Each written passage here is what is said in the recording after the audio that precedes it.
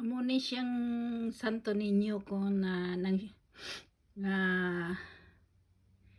pagkadula sang kuring kude nadula maning Santo Niño ko nga gamay. Kag amo ni siyang nagbulig sa akon sa tung na hospital ko sang una nga nagagrabe ko. Nangamuyo lang ko. Tapos ang kuring ko nga nadula man ni siya 3 ka bulan. Tapos ini naman inang nadula man. Ini nadula man na siya. Sang pagkadula sang akon kuring. Sang pagbalik ni ninyo nag-abot di siya dire sa akon nga dressing table nga dugay ng pinangita ko.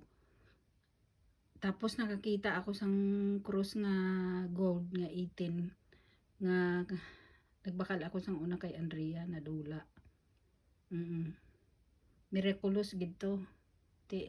Amo ni siya nga gintagaan ako sang sang mahal nga Dios nga gabulig ni siya permi sa akon.